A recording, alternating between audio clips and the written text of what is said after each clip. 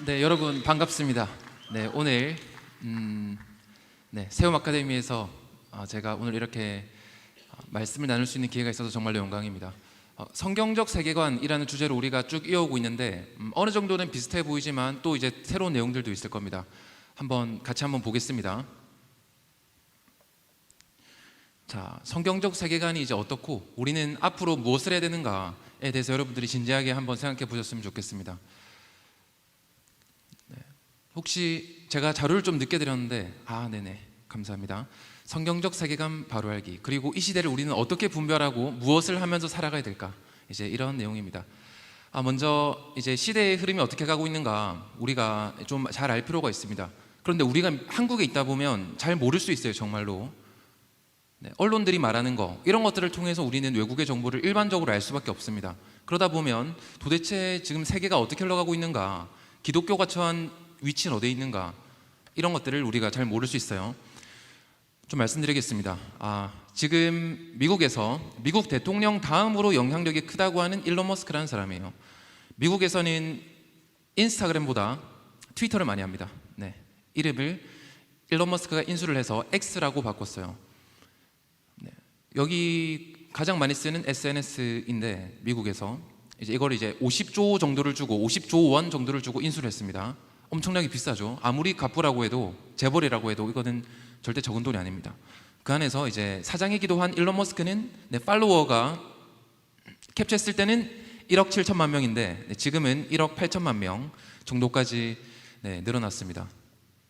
근데 이 사람은 심지어 크리스천도 아니에요. 그리고 크리스천들이 여러 가지 이유 때문에 안 좋아하는 부분도 있는 사람입니다. 그런데도 불구하고 영향력이 굉장히 큰 사람이고, 이 사람이 뭔가 지금 흐름이 이상하다고 말을 하고 있어요. 그 중에 하나인데, 일론 머스크가 최근에도 똑같은 그림을 올렸고요, 여러 번 올린 이제 내용이 있습니다. 뭐냐면 2008년도에는 이제 미국에서는 데모크렛, 이제 우리나라랑 마침 이름이 같네요.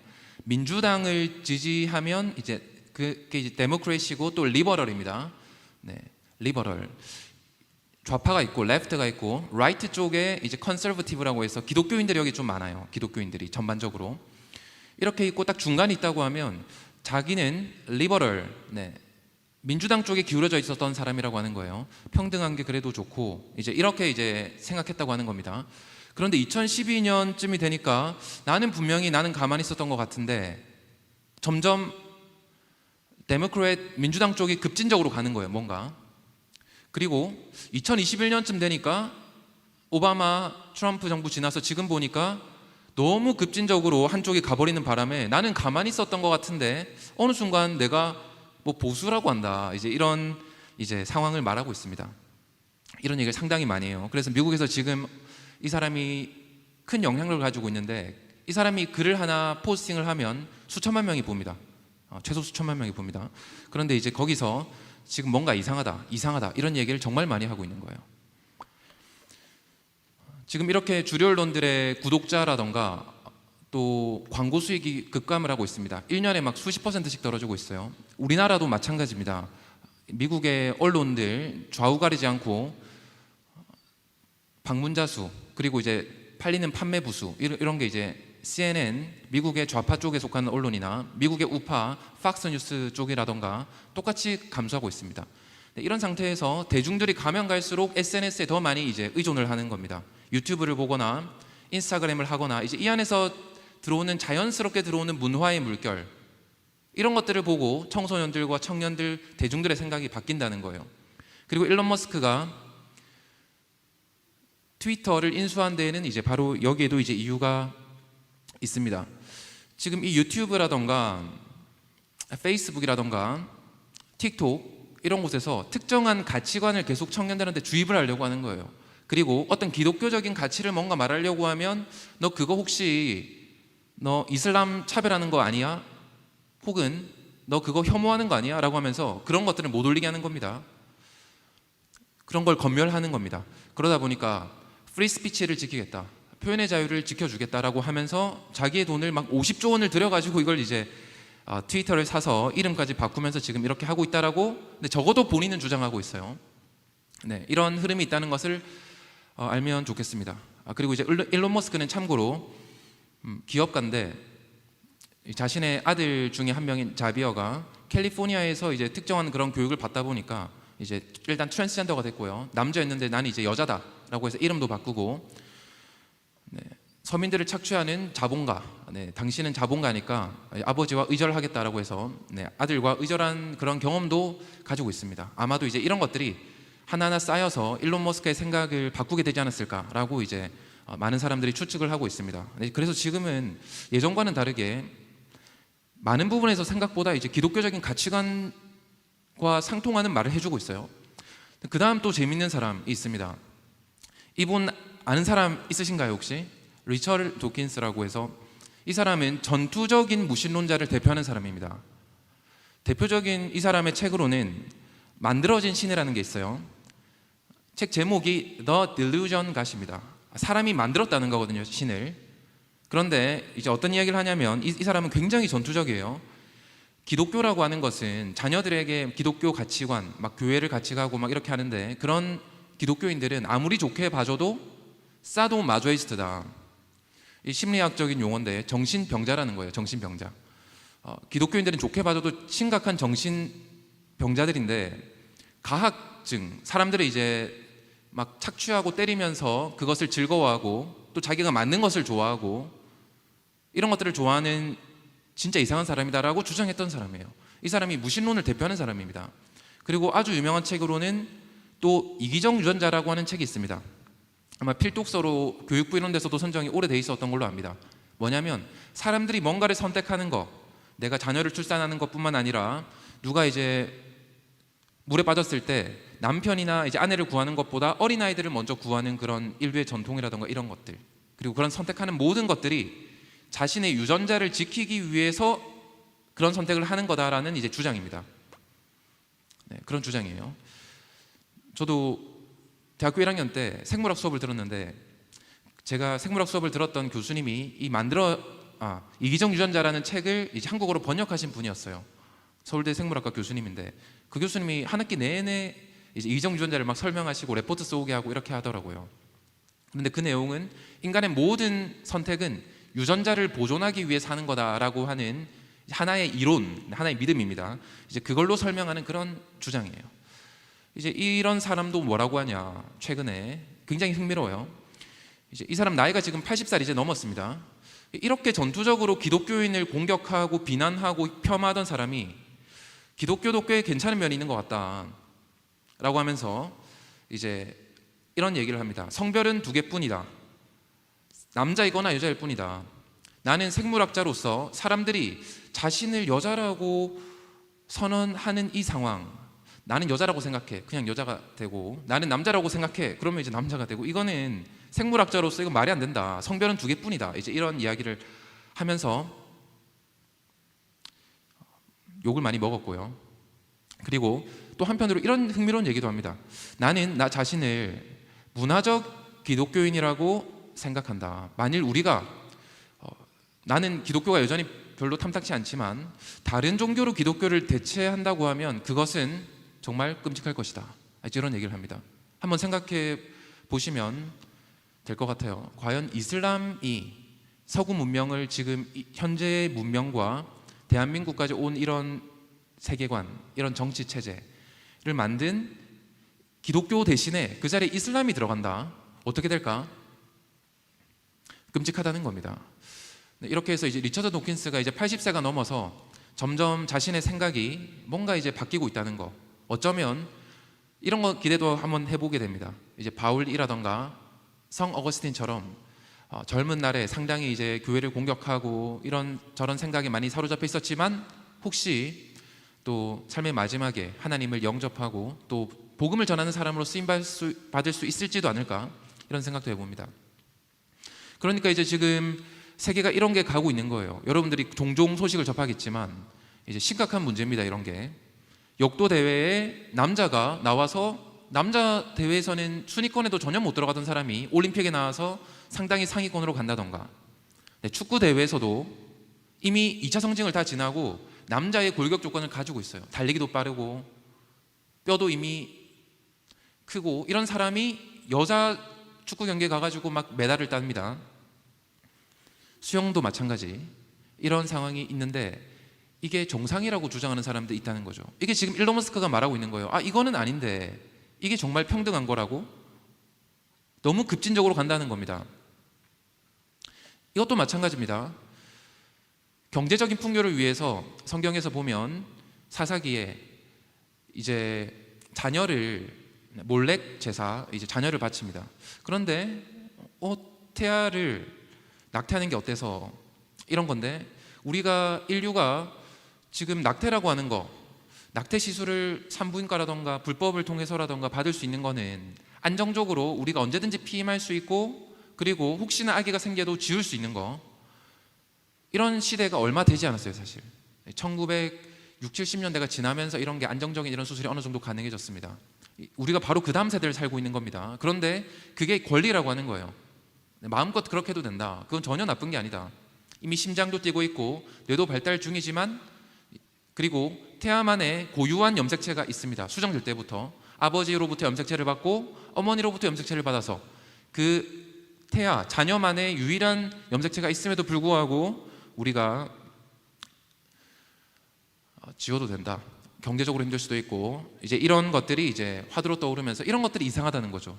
정말로 인간이 존엄한 게 맞아? 미국에 이번에 바이든 대통령이 임명했던 케탄지 브라운 잭슨이라고 하는 최초의 미국 흑인 여성 대법관입니다. 이 사람이 여자가 무엇인가라고 물어보니까 나는 잘 모르겠다라고 하는 게 지금 굉장히 심각한 미국의 상황을 보여주고 있는 겁니다. 이번에 정소영 변호사님 오셔서 말씀해 주셨지만 그러면 뭐 진화론이 맞으면 강아지나 사람이랑 뭐가 다르지 사실? 자녀는 출산하기 힘들기라도 하지 뭐 강아지는 내가 낳는 것도 아니고 데리고 와서 가족처럼 키우다가 그리고 뭔가 환경에 대해서도 너무 극단적으로 가는 거죠. 환경을 더 많이 파괴하는 거는 객관적인 데이터를 보면 종이 빨대가 오히려 환경을 더 많이 파괴를 해야 되는데 그게 더 환경적이라고 생각을 하고 그렇게 열심히 홍보를 하니까 종이 빨대를 다들 쓰는 거예요. 눅눅해져 가지고 불편함에도 불구하고 1년 전에 예담이랑 같이 딸이랑 같이 제가 식당을 갔습니다. 가니까 이제 종이 빨대를 주더라고요. 그런데 이제 그게 눅눅해지니까 종이 빨대를 5개를 썼어요. 이제 계속 올라오다가 멈추고 하니까 이제 5번이나 바꿨습니다. 그런데도 이제 종이 빨대가 더 환경적이라고 하는 겁니다. 그리고 뭔가 이런 문제, 예배의 자유, 우리의 종교의 자유, 신앙의 자유 이런 것들이 법적인 문제로 계속 들어옵니다. 이런 게 지금 시대의 흐름이에요. 현실입니다. 교회 바깥에 참 어려운 상황인데 그런데 이제 미국에서 하나의 인플루언서고 또 작가기도 합니다. 스티브 털리라고 하는 사람이 재밌는 책을 썼어요. 기독교가 부활하고 있다. 통계를 보니까 신기하다는 겁니다. 기독교가 부활하고 있다. 그 내용을 보면 이래요. 그 책의 내용은 우리가 오랫동안 믿어온 내용은 뭐냐? 아주 훌륭한 사회학자가 주장을 했고 그게 우리가 거의 100년 동안 맞다고 믿어온 이론이 바로 세속화 이론이라는 겁니다. 세속화 명제. 사회가 발달하고 기술이 발달하고 하면 의식주 문제도 해결되고 하면 적어도 기독교인이라고 할지라도 인간의 죄성도 있을 거고 뭐 여러 가지 이유로 어쩔 수 없이 세속화될 수밖에 없다. 사람들은 교회를 떠날 수밖에 없다. 앞으로 기독교 종교라고 하는 거는 쇠퇴할 거다라고 이제 강력하게 믿었고 모든 사람이 이거는 어쩔 수 없는 흐름이다. 그리고 요한계시록이랑도 맞지 않나 이렇게 기독교인들이 또 많이 생각했습니다. 그럴듯해 보이죠. 저도 상당히 이제 그럴듯해 보였어요. 그런데 데이터가 놀라운 겁니다. 일단 우리가 종말이 언젠지 몰라요. 종말이 언젠지 몰라요. 확실한 거는 우리들이 죽는 날, 우리들의 종말입니다. 우리는 이제 그날까지 열심히 신앙을 지키면서 복음 전하면서 살아가는 겁니다. 지금 지난 몇십 년간의 데이터를 보니까 미국입니다. 하버드 대학교와 인디애나 대학교가 이제 공동 연구를 했어요. 미국의 지난 수십 년 동안의 여론조사를 다 모았습니다. 믿을 만한 신뢰도 있는 여론조사 결과 해보니까 미국인들 속에서 교회에 대한 내가 열심히 다닌다, 소속감 변화를 이제 데이터를 쫙 모아봤어요. 모아보니까 놀랍게도 내가 교회에 소속해서 지금 계신 여러분들처럼 한 교회에 소속돼서 구역이나 청년회, 중고등부에 소속돼서 열심히 신앙생활하고 그 안에서 교제하면서 살아간다 라고 하는 사람 이 미국인의 40%에서 줄어들지 않아요. 퍼센트가 줄어들지 않습니다. 그런데 퍼센트가 줄어들지 않는 거는 사실은 많이 늘어나고 있는 거예요. 왜냐하면 미국이 1980년대 인구가 2억 명이었는데 지금 인구가 3억 명이 넘었습니다. 3억 3천만 명입니다. 인구가 1억 3천만 명이 늘어날 때 동안 퍼센트가 40%가 유지가 됐다는 말은 단순히 곱해보면 기독교인이, 신실한 기독교인이 5천만 명이 늘었다는 겁니다. 5천만 명이. 어마어마한 차이입니다. 어마어마한 거예요. 세속화 이론이랑 완전 반대로 가는 면이 있습니다. 물론 느슨하게 신앙생활하던 사람들은 퍼센트가 점점 줄어들고 그거를 무신론자들이 대체하고 있어요. 네, 분명히 이제 무신론자 비율은 늘어나고 있습니다. 빠른 속도로. 그런데 신실하게 기독교 생활하고 우리 믿음을 지키고 살아가는 사람이 늘어나고 있는 거예요. 5천만 명이나 몇십 년 동안. 기독교 인구 대한민국 700만 명 이렇게 말합니다.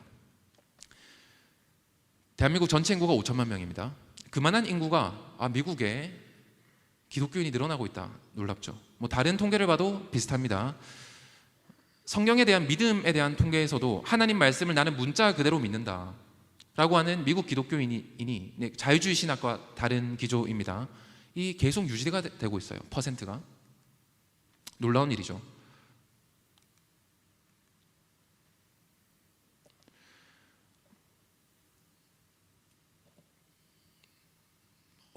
네. 제가 순서를 중간에 잘못 한 페이지를 넣었네요. 크리스천 정체성이라고 하는 분야에서도 이제 마찬가지예요. 나는 복음주의자다 라고 하는 미국 기독교인들 퍼센트가 계속 유지가 되고 있어요. 아까 말씀드렸지만 다시 한번 퍼센트가 유지가 된다는 말은 미국 기독교인 인구가 지금 수천만 명이 늘어났다는 거예요. 지금 수십 년 동안. 신실한 기독교인. 기도를 얼마나 많이 하냐, 자주 하냐, 또 하루에 여러 차례 한다라고 하는 인구 비율이 이거는 유지가 아니라 퍼센트가 늘어나고 있습니다. 그래서 이제 조금 더 데이터를 자세히 보니까 이제 이런 차이가 있습니다. 우리가 기독교적인 전통을 지키겠다라고 하는 곳은 세속화된다고 하는 그 시대 흐름 속에서도 부응하고 있는 거예요. 보수적인 기독교.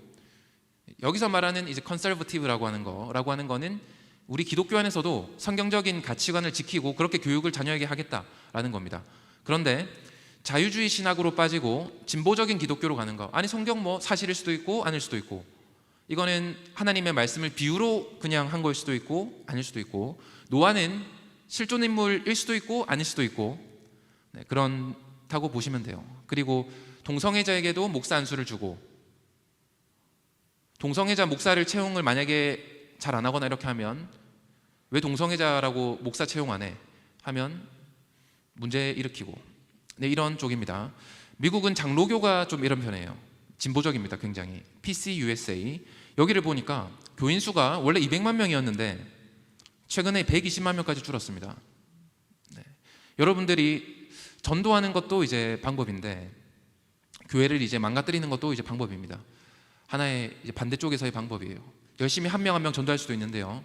어떻게 이 시대의 문화와 가치관과 구조를 만드냐, 교회의 분위기를 바꿔나가냐. 여러분들이 80만 명을 마이너스로 전도할 수도 있습니다. 80만 명을. 연합감리교 840만 명이었습니다. 이전에는 1000만 명이 넘는 교세를 자랑하던 그런 교단이었습니다. 지금은 2020년이 됐는데 630만 명 밑으로 계속 떨어지고 있습니다. 더하기 그냥 다음 세대가 죽은 것도 있지만 여기서 동성애자들한테 강제로 목사 안수를 주게 하고 그걸 거부하지 못하게 하니까 많은 교회가 굉장한 불합리한 것들 감수하고라서도 연합감리교를 탈퇴하고 있습니다. 감리교는 우리랑 좀 시스템이 다릅니다. 만약에 감리교 같은 경우는 내가 감리교를 탈퇴하겠다라고 하면 교회 건물이라던가 지금까지 해왔던 모든 사역 이런 것들 있잖아요. 교회 자산이라고 할 수 있는 것들, 교회가 가지고 있는 모든 것들이 감리교 교단의 소속입니다. 그렇기 때문에 교회를 그 통째로 그냥 교단한테 다 넘겨주고 그러면 새로운 교회를 만들어야 되는 거예요.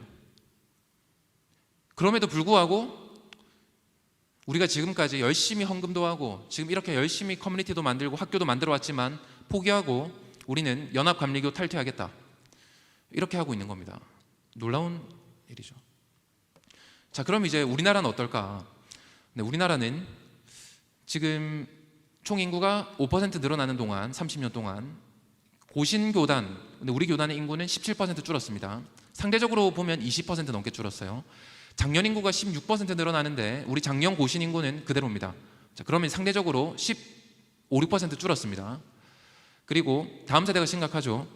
미성년 인구, 우리나라 출산율도 떨어지면서 많이 줄었는데 교회 학교 숫자는 50% 훨씬 빠른 속도로 줄고 있습니다. 네, 그러니까 이대로 가면 이렇게 되는데, 그대로 간다고 하면 이렇게 되는데 굉장히 심각한 문제입니다. 그리고 뭔가 우리가 이상하다는 걸 느끼게 되는 거예요. 지금 미국의 사례를 보면 전통적인 기독교를 지키려고 하고 다음 세대 열심히 교육하고 예배드리고 하는 곳은 이 기독교가 부흥을 하고 있는데 지금 수십 년 동안 지금 5천만 명의 기독교인이 늘었는데 어떻게 정말로 우리가 올바른 기독교 세계관으로 무장하고 있다고 하면 우리는 그럼 왜 이렇지? 라고 하는 질문을 하게 되는 겁니다. 과연 우리는 잘 가고 있는가? 자, 이 기독교 세계관의 부활에서 질문입니다. 저도 오늘 선물을 가지고 왔어요. 질문을 좀 하고. 자, 그런데 이제 이 책에서 전반적으로 이제 말하는 바가 있습니다. 기독교 세계관이 저렇게 부활하기 위한 이제 두 가지 이제 조건이 있어요. 이렇게 세속화된다고 믿는 중에서도 이제 두 가지, 이제 어떤 거, 첫 번째 어떤 거, 두 번째 어떤 거가 되면 이 기독교 세계관이 이렇게 부활할 수 있을까요? 아주 사실 심플합니다. 누구나 맞출 수 있어요. 단어로 뭐와 뭐. 한번 답을 맞춰볼 수 있는 분, 세계로 카페 상품권이 준비되어 있습니다. 기도와 말씀, 맞는 말씀인데 지금 여기서의 답은 아닙니다.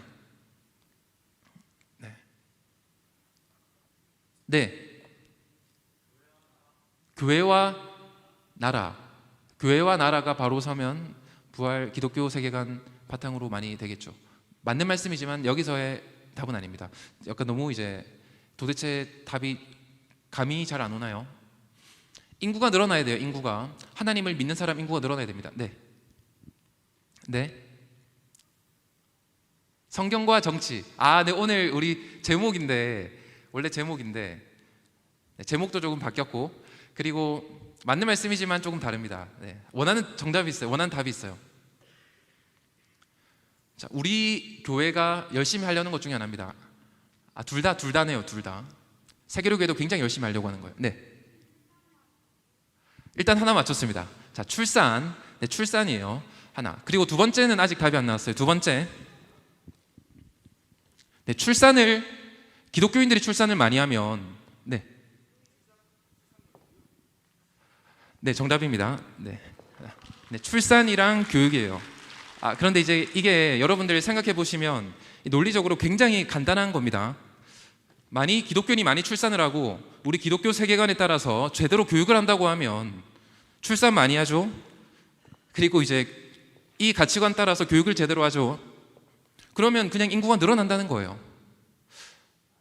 그래서 이제 미국에서 보니까 통계조사에서 종교에 따라서 자녀 출산율이 많이 달라요.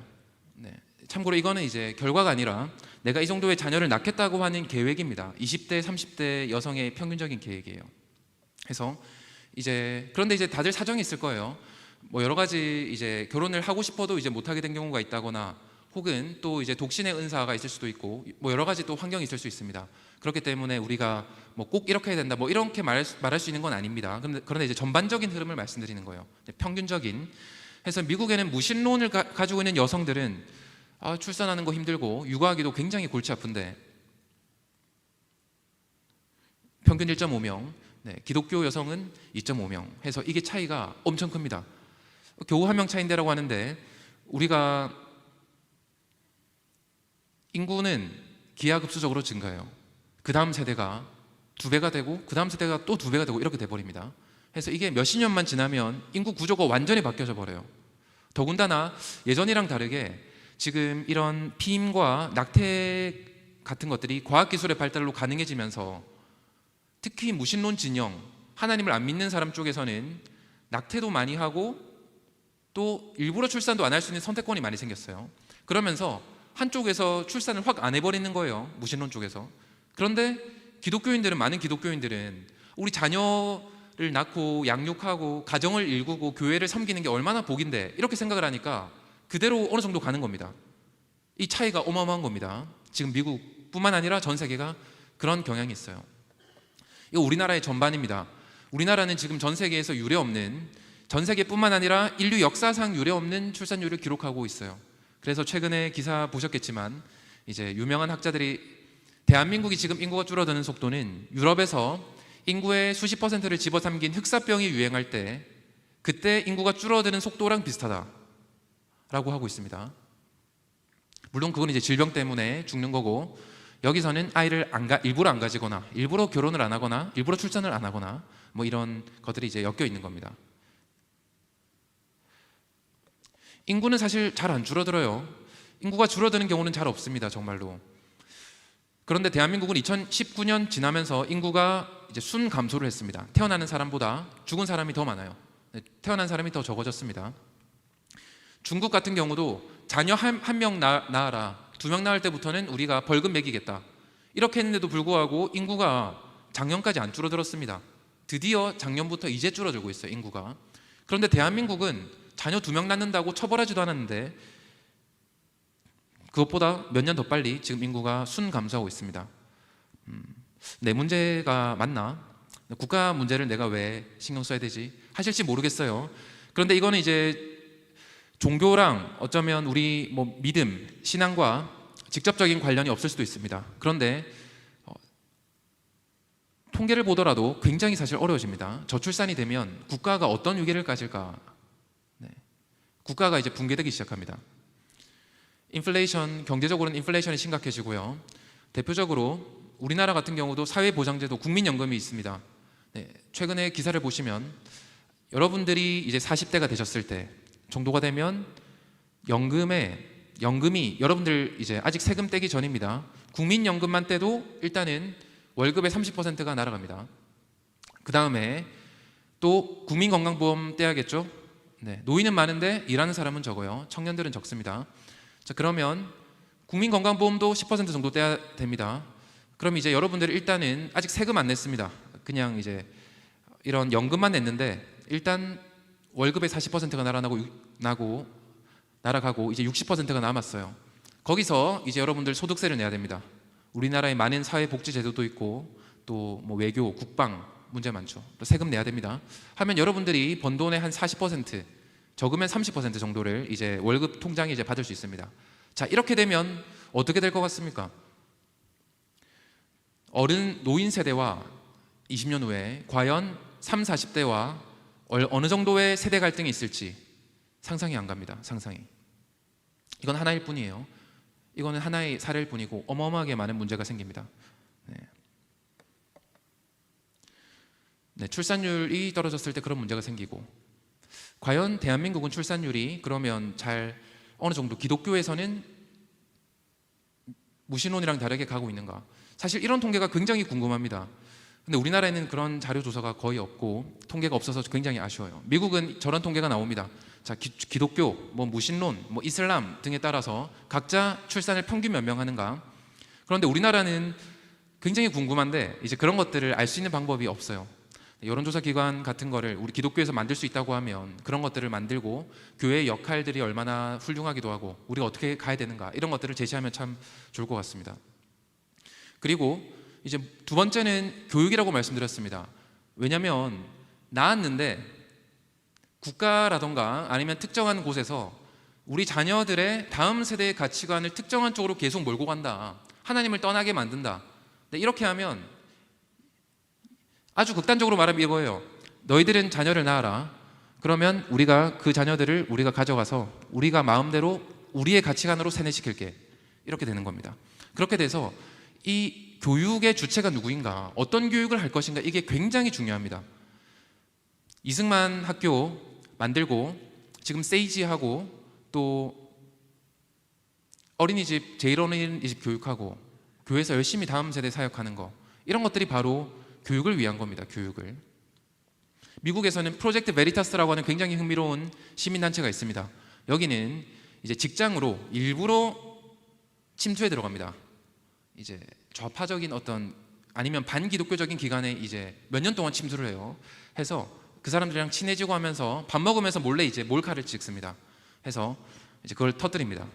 하는 그런 시민단체고, 이제 하나 나왔던 거는 작년에 시크릿 커리큘럼이라고 해서 미국의 공교육이 어떻게 가고 있는가. 이제 저기는 한 학교의 교감 선생님인데 저 사람이 새 선생님을 채용하는 역할을 하는 교감 선생님입니다. 이 사람과의 이제 있었던 몰래 카메라를 찍었던 거를 이제 공개를 했어요. 당연히 소송 맞았는데 그런 것들을 이제 기독교에서 다 소송비를 다 대주고 하면서 이런 일들을 하고 있습니다. 그런데 여기서 이제 보면 부모가 자기 마음대로 교육을 하려고 한다. 부모가 무슨 교육학 박사라도 받은 전문가도 아닌데 어떻게 부모한테 우리가 교육을 맡길 수 있는가, 이런 얘기를 하고, 특히 기독교, 그 안에서도 미국에서는 카톨릭이 너무 보수적이다. 카톨릭 교사는 나는 면접은 보는 척은 해주지만 나는 카톨릭 교사는 절대 안 뽑는다, 이런 얘기를 합니다. 그래서 이게 공개되고 나서 저 사람은 바로 그 다음날 그 학교에서 사임을 했어요. 결국 이 싸움인 거죠. 출산도 출산이고 교육이 학부모에게 있다, 가정에게 있다 라고 믿는 기독교인들과, 아니다, 우리가 국가가 생각하는 시스템이 있다, 예를 들어서 우리가 생각하기에 차별금지법이 맞다, 동성애도 정상이다라고 하면 우리가 알아서 가르칠게, 우리가 전문가니까 라고 하는 사람들이 있는 거예요. 이 싸움이 지금 있는 겁니다. 이게 바로 다음 세대 교육의 전쟁이고, 여러분들이 지금 그 안에 있고 여러분들이 이것을 앞으로 이제 싸워 나가셔야 됩니다.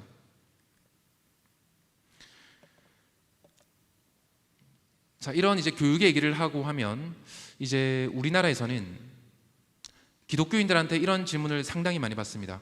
아니, 우리가 교회 안에서만 신앙생활 하면 되는데 왜 다른 정치적인 문제라고 여겨질 수 있는 것들, 예를 들어서 우리가 교육의 문제를 다루려고 하면 결국은 교육감이 누구냐, 교육부 장관이 누구냐, 이런 것들에 따라서 다 달라지는 겁니다.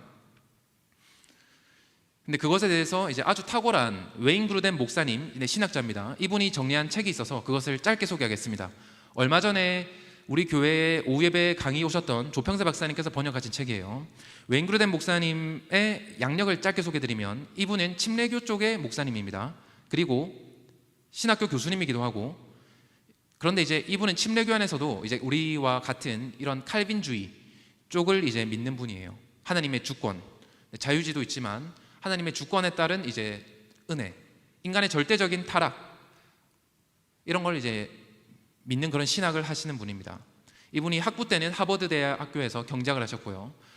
그러니까 이분은 굉장히 어려운 개념을 쉽게 설명하는 그런 재능이 있으세요.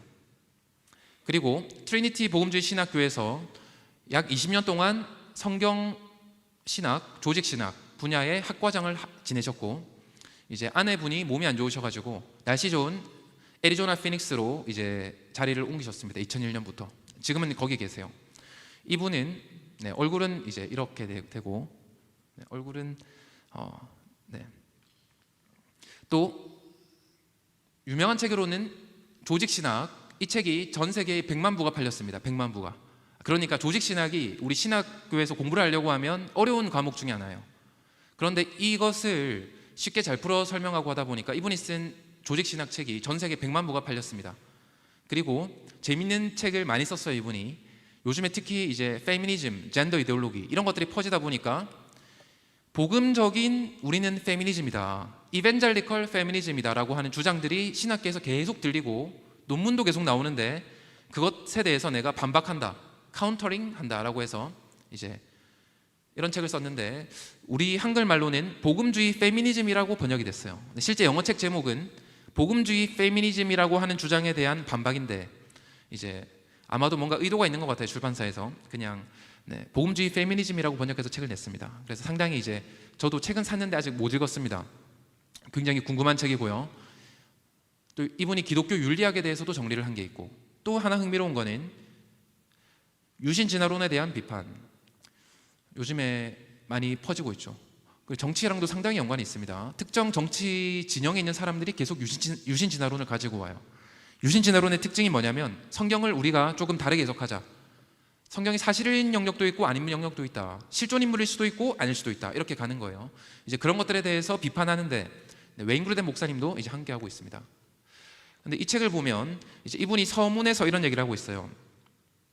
하나님의 정치관이 우리 다른 모든 삶의 영역에서도 그렇듯이 우리에게 기쁜 좋은 소식이라고 믿는다. 여기서 이제 좋은 소식이라고 하는 거는 good news, 그러니까 복음입니다. 복음을 이라고 말을 하고 있는 거예요. 심지어 하나님을 안 믿는 나라라고 할지라도, 심지어 하나님을 모르는 사람이라고 할지라도 하나님의 정치관이 만약에 그 나라에 있다고 하면 그 나라가 복을 받을 가능성이 있다. 일반 은총의 영역이다라고 하는 겁니다. 정치에 대한 성경의 가르침이 실천되는 모든 나라에서 사람들에게 희망과 유익한 변화를 가져올 것이라고 믿는다. 여러분 어떻게 생각하시나요? 차별금지법이 있고, 예를 들어서 자녀들한테 마음껏 동성애도 가르치는 나라가 있고, 어떤 나라는 그렇지 않은 나라가 있습니다. 어떤 나라가 과연 더 복을 받을까? 꼭 하나님을 안 믿는다고 할지라도, 세상적으로라고 볼지라도 어떨 것 같습니까? 내가 잠시 초등학생 때 나는 여자인 것 같아 라고 해서 성전환 수술을 했습니다.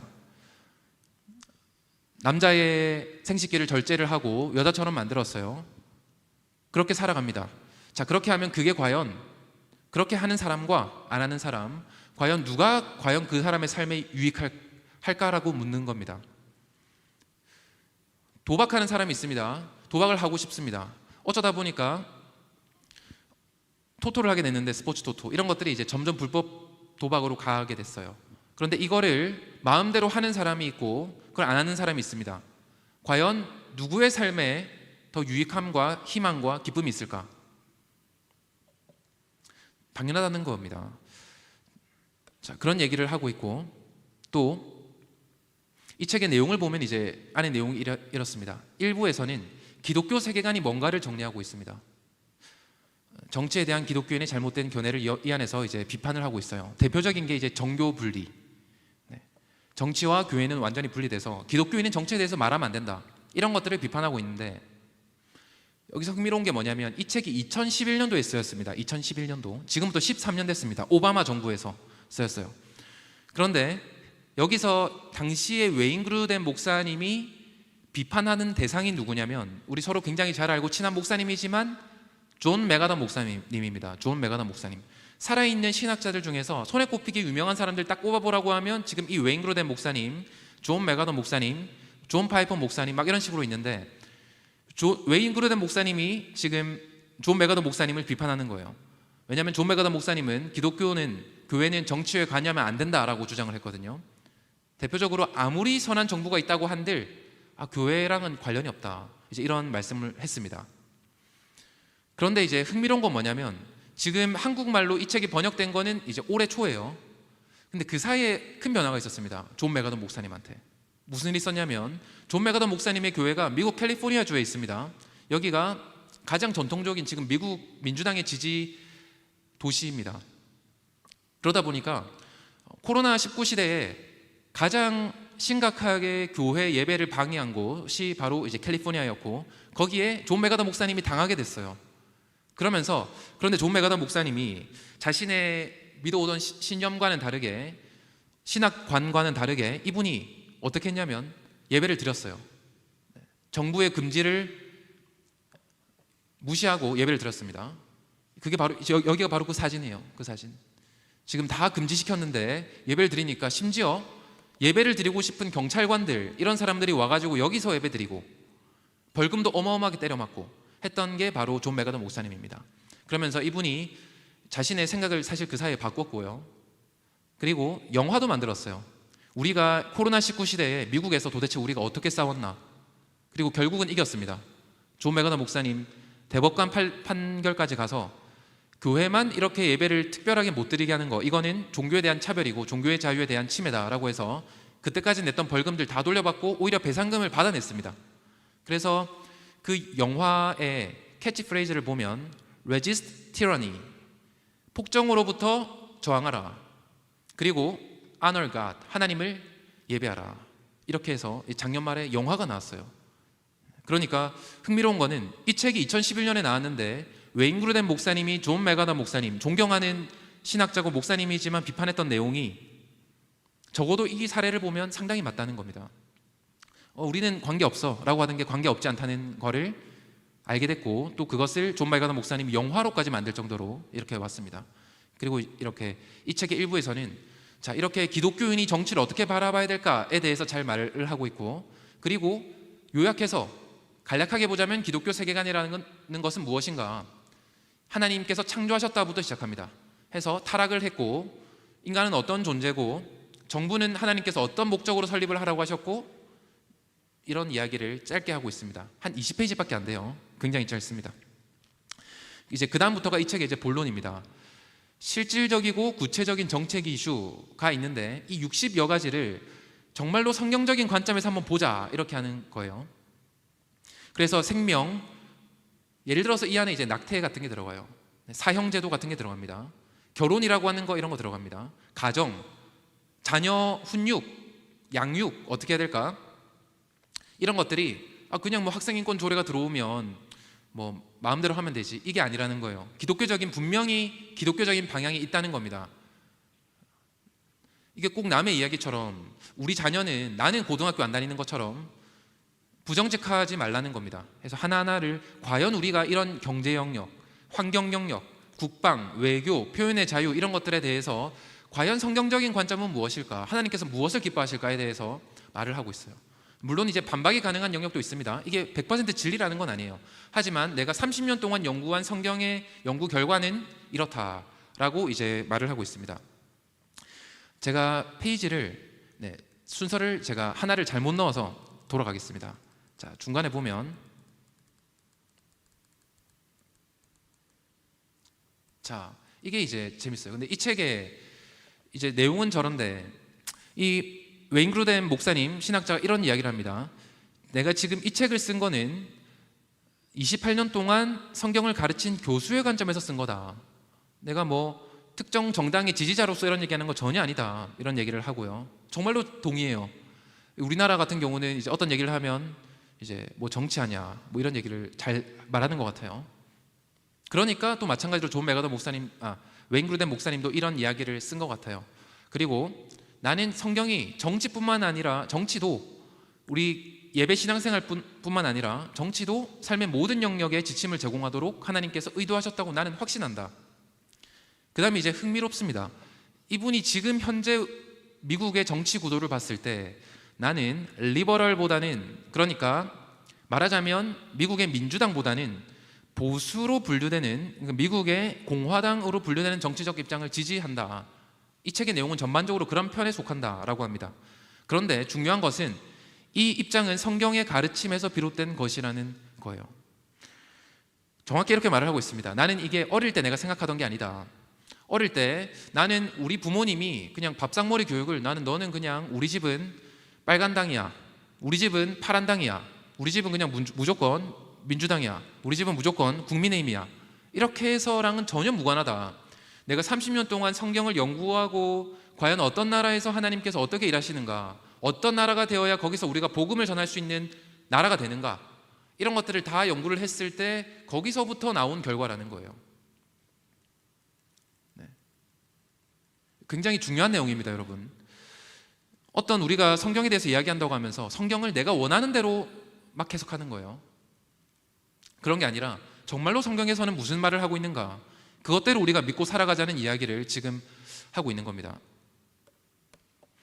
자, 그래서 이제 결론은, 이 책의 결론입니다. 모든 한국교회 목회자, 신학생, 크리스천 정치인이 반드시 읽어야 하는 기독교 정치학 교과서다 라고 이 책을 번역한 조평세 박사님이 역자 서문에다가 이제 그렇게 적어놨습니다. 그리고 특히 우리나라 대한민국은 너무 오랫동안 정치라고 하는 영역을 간과했다. 그게 어떻게 보면 지금 다음 세대가 처참하게 무너져 내려가는 결과입니다. 교육도 다 내주고 문화 다 내주고, 그런데 왜 전도가 안 되지? 어떤 면에서 우리가 그렇게 하고 있습니다. 그런데 우리가 지금 정치 영역을 강구하는 거, 이런 것들이 세상이 우리를 가스라이팅한 결과다. 우리나라에서는 사실 일제시대에 일본이 바로 이제 기독교인이 정치를 하지 않기를 원했습니다. 왜냐하면 기독교인이 하나님을 믿었더니 이 사람들 마음속에 혁명 사상이 막 생겨서 민주주의를 하고 싶고 독립을 하고 싶고 막 독립운동을 하니까 기독교인이 얼마나 미웠는데, 이제 그때 이런 정교분리라고 하는 개념이 우리나라에 일제시대에서 일본이 원했던 그 개념이 정말로 지금 2020년에 한국교회 성도들 머릿속에 그냥 꽉 박혀버린 겁니다.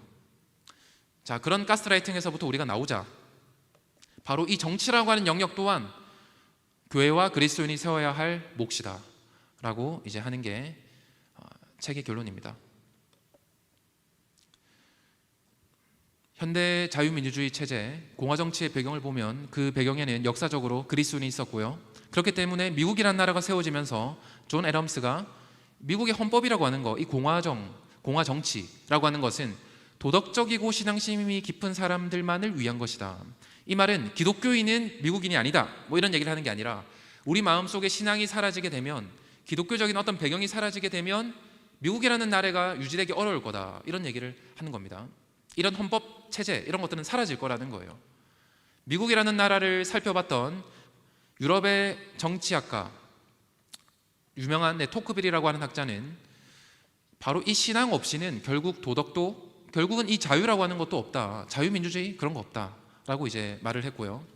그리고 이제 우리나라에서 바로 20대에 120년 전 조선에 있는 한 성가목에서 한 사형수가 바로 이제 같은 얘기를 했습니다. 이 어찌 교회가 정치의 근본이 아니리오 라고 하면서 20대 때 꿨던 꿈을 70대가 돼서야 이루었습니다. 40년 동안 죽어라 독립운동하다가 어마어마한 실패를 맛보고 드디어 73세가 되어서 그때 이제 20대 때 꿨던 꿈을 이룹니다. 그 정치였어요. 우리가 만약에 기독교인이 정치를 하지 말자 뭐 이렇게 해버리면 그거는 우리나라의 존재를 우리가 부정하는 셈이 됩니다. 기독교인이 이런 거 하면 안 되는데, 이승만 대통령이 일제시대에서 그래도 일제시대 안에서 핍박받으면서도 그냥 복음만 전하면 됐었는데 교회 안에서 왜 나라를 세우려고 독립운동을 했지? 라고 하면 다 말이 안 됩니다. 이 책이 미국에서 2011년에 나왔는데 얼마 전에 왔던 황성준 위원님, 우리 세움 아카데미에 오셨습니다. 황성준 위원님이 이제 80년대에 이분이 이제 어떤 면에서 겸손하셔가지고 본인의 치적을 말씀을 잘 안 하세요. 어디 나와서도 말씀을 잘 안 합니다. 나는 아무 사람도 아니고 이렇게 말씀하시는데 정말로 훌륭하신 분이에요. 운동권의 상당한 이제 핵심 인물 중에 한 명이었습니다. 그런데 이분이 2011년에 이제 쓴 칼럼이 있습니다. 2011년 이분이 이제 이 책이 나오고 너무 흥미로워서 바로 2011년에 당시 한국어 책은 없었는데 이 책을 읽었습니다. 그 책을 읽고 책 서평을 남긴 거예요. 이제 책 쓴 서평의 제목은 기독교 정치 이념을 찾아서. 사실 저는 이런 얘기를 조금 끄집어내고 싶었는데 말씀을 잘 안 하시더라고요. 당시에 이 책을 읽고 보니까 우리 학생운동에서는 80년대에 CM 논쟁이라고 하는 게 있었다. 자, 황성준 위원님 오셨을 때 잠시 얘기했습니다. 크리스천 운동과 교회 운동 둘 다 약자로 하면 CM입니다. CM. 자, 이 두 개가 무슨 차이일 것 같은지 알겠는 분? 자, 이 두 개가 이름은 비슷한데 달라요. 하나는 크리스천 무브먼트고 하나는 처치 무브먼트입니다. 그때 있었던 이야기를 이때 풀어냅니다. 자, 하나는 제가 말씀드릴게요. 크리스천 운동은 이거예요. 기독교인인 대학생들이 있습니다. 자, 우리 기독교인들이 우리 기독교 정신에 입각해서 반정부 운동을 하자. 지금 민주주의를 억압하고 있으니까 이 정부가 반체제 운동을 하자. 기독교 정신에 입각해서 우리는 기독교인이다. 그래서 우리가 이런 것들을 타당하게 설명하기 위해서 인간 예수 혹은 이런 혁명가 예수를 기반으로 우리가 신학들도 우리가 정립해 나가고, 하나님께서 대중을 위해서 어떤 일을 하셨는가, 해방신학도 만들어 나가면서 신학적 근거를 마련하자. 우리는 기독교인이다. 성경을 우리가 우리의 관점에 맞게 어떻게 해석할 수 있는지도 보자. 이렇게 한 사람들이 크리스천 운동입니다. 자, 그러면 교회 운동은 뭘까요? 다릅니다. 조금 달라요. 비슷하지만 조금 다릅니다. 네, 크리스천 운동이 있고 교회 운동이 있는데 교회 운동이 문제였습니다. 교회 운동이. 자, 뭐가 다를지. 네. 어떤 운동일까요? 네, 준호.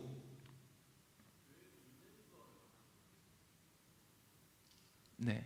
네, 한쪽은 우리가 기독교 정신에 입각해서 기독교를 우리 방식으로 해석을 해보자. 나는 하나님을 믿는다.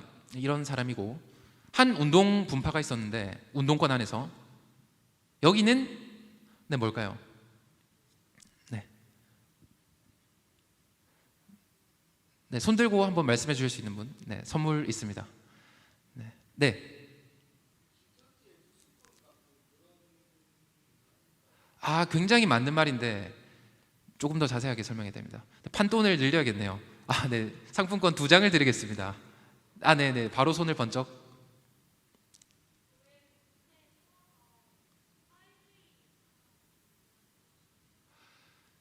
맞습니다. 맞는데, 자, 그거는 크리스천 운동이랑 굉장히 비슷해요. 다른 분이 조금 더 정확하게 대답하는 분이 없으면 이제 여기를 맞췄다고 하고 답을 드리겠습니다. 네.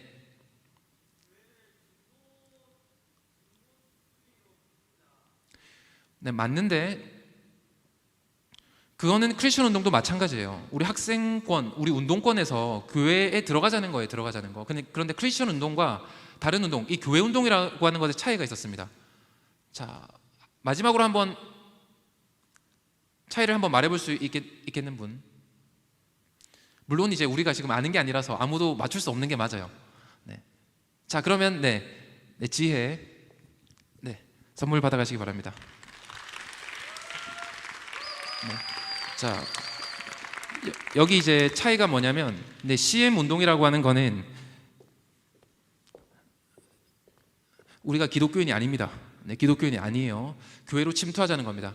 네, 교회라고 하는 곳은 그래도 미국과의 관계도 있고 여러 가지 종교의 자유를 침해한다는 문제가 있기 때문에 교회에까지는 군사정부도 못 들어온다. 그러니까 교회라고 하는 이 합법적인 공간을 우리가 활용하자라는 거고요.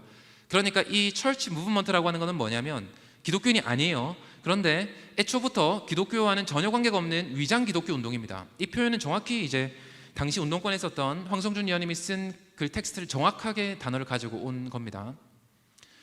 그런데 이게 80년대 운동권이 워낙 격화되다 보니까 이게 어쩔 수 없이 교회 운동이 중심을 잡아가게 됐습니다. 주사파들이 이제 세력을 장악하고 운동권을 그렇게 하게 되면서, 그러니까 어떻게 됐냐? 교회는 대중 장악을 위한 공간, 그리고 공안 당국을 피하기 위한 위장막으로 전락해 버렸다라고 기억을 하고 있습니다. 더 나아가서 이제 예를 들어서 이제 그 안에 사례도 잘 적혀 있어요. 80년대 말에 많은 주사파 조직들이 이른바 신대원 팀을 조직합니다. 신대원 팀. 일부러 이제 조직적으로 팀을 꾸려가지고 신대원에 보냅니다. 왜냐하면 신대원 졸업하면 누가 되죠? 목사님이 됩니다. 목사님이 되면 어떻게 하죠? 그러면 학력도 어쩌면 좋은 사람도 있을 수 있고, 뭐 말씀도 전할 수도 있죠. 그러면 기성교회 누군가 일궈놓던 신앙의 그런 유산에 가서 목사로 부목사든지 담임 목사로 청빙이 돼서 이제 거기를 이제 바꾸면 되는 겁니다. 굉장히 효과적인 전략이에요. 교회를 무너뜨리기 위해서. 제가 사실 이 얘기를 사석에서 들었었는데 대학원생 때 충격이었습니다. 왜냐하면 저도 이제 어디까지 말을 할 수 있을지 모르겠는데, 제가 다니던 서울에 있는 교회에서 청년부 목사님이 뭐 얘기하고 이렇게 하다가 가장 존경하는 목사님이 어떤 분이다, 이제 신학교 교수님이고 막 말씀하시는 거예요. 그런데 그분의 영상을 찾아보고 하니까 조금 이상하더라고요. 그분이 뭐 유신 진화론뿐만 아니라 차별금지법도 좋다 뭐 이런 식으로 하시는 분이거든요. 그런데 저분이 참 착한 분이고 윤리적이고 뭐 어쩌고 저쩌고 가장 존경한다는 거예요. 젊은 목사님인데.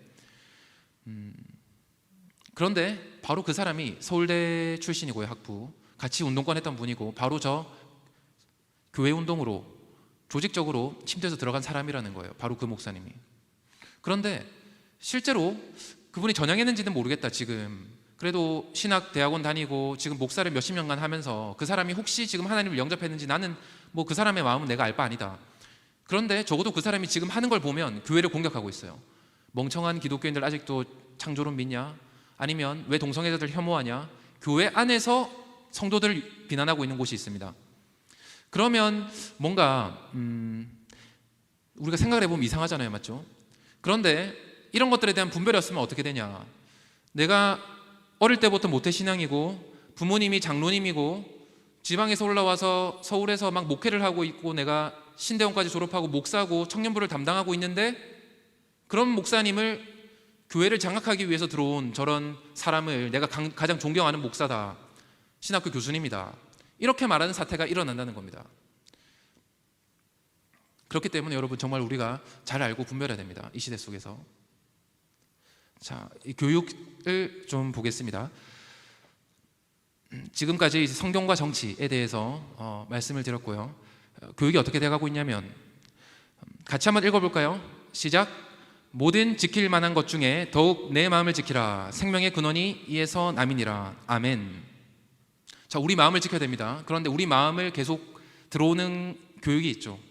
우리가 복음을 전하는 것도 아니 듣지 않으면 어떻게 우리가 믿을까? 그러니까 전하라고 하잖아요. 바울이 우리가 전해야 됩니다. 그런데 우리 마음속으로 수시간 들어오는 게 공교육, 다양한 문화, 유튜브, 영상 이런 게 있습니다. 대표적인 게 이제 진화론이라는 겁니다. 네, 짧게만 다 짚을 겁니다. 그래서 창조론 안 배우고 이제 진화론만 배우니까 다음 세대가 이제 사람들이 전부 다 이제 진화론만 믿고 창조론은 멍청하다 이런 생각을 하게 되고 저도 20대 초반까지 그렇게 생각을 믿었습니다.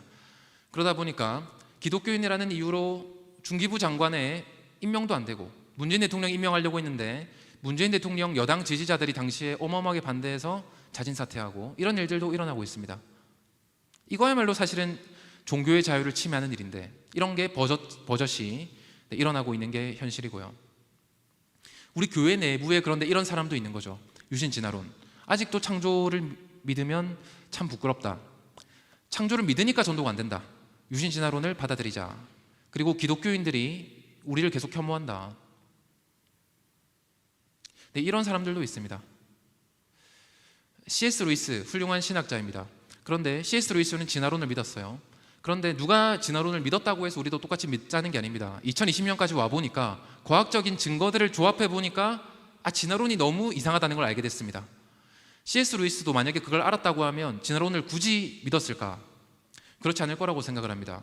그런데 우리가 지금 2024년이 돼가지고 지금도 진화론을 우리가 믿는 진리로 가져가겠다? 제가 창조론에 대해서 이제 자세하게 얘기는 안 하겠지만 오늘 그거는 정말 문제가 있는 겁니다.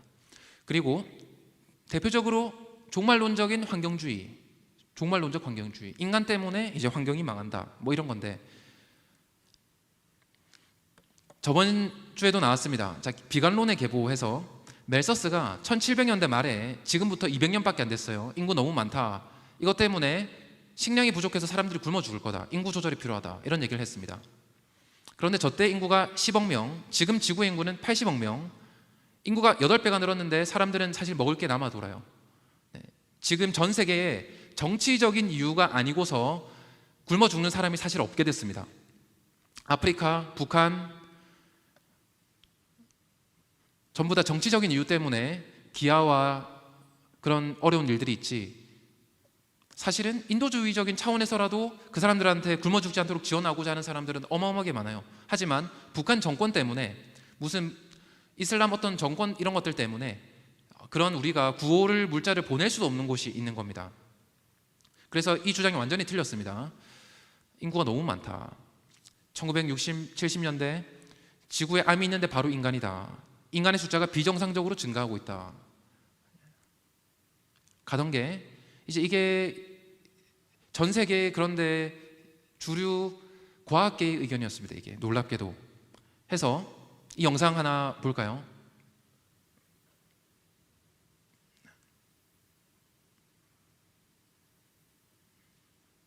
네, 소리 틀어주시면 감사하겠습니다. 자,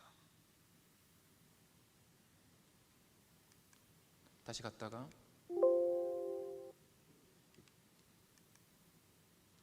자, PPT에 이제 재생 버튼 한번 눌러주시면 감사하겠습니다. 40년 전만 해도 한국은 산하 제한 운동을 벌였습니다. 53초에 한 명꼴로 인구가 늘어나면 2000년에는 5천만이 넘습니다. 인구가 폭증함으로써 식량, 교통, 연료, 주택, 공해, 입시, 취업 등이 심각한 문제로 대두됩니다. 거기에 우리 때 너무 많이 나왔어. 우리의 생활 터전을 위협하는 인구 폭발. 자, 이런 것들이 이제 1970, 80년대의 광고였습니다. 공익 광고 이런 것들이었는데 실제로 5천만 명 됐습니다. 지금 5,100 몇십만 명 이렇게 올라왔어요, 인구가. 그런데 이제 과학자들이라고 하는 사람들의 말은 잘 틀려요, 정말로. 그런데 이제 그거를 이제 대중들은 맹신하는 경우가 많습니다. 그래서 이제 요즘에 막 초등학교, 중학교에서는 100일장을 하면 뭐 이런 100일장 이 상도 받고, 인구가 줄면 탄소도 준다, 인간 욕심이 지구를 죽인다.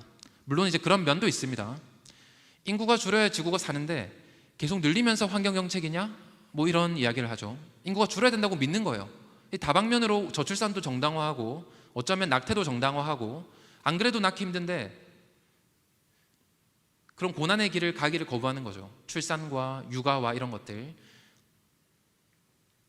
굉장히 다양합니다. 뭐 채식주의 이런 것도 있어요. 극단적인 채식주의, 비건 해서 이런 것들을 뭐 하고 싶으면 그렇게 해도 돼요. 그런데 초, 중, 고등학생 때 채식만 먹으면 영양학적으로 문제가 생깁니다. 발육이 잘 안 돼요, 정상적으로. 그런데 지금 이런 가치관이 들어오고 이런 교육을 하는 사람들이 막 교육청에 들어가서 나라 세금으로 지원받아서 막 반에 들어가서 이런 거 가르치고,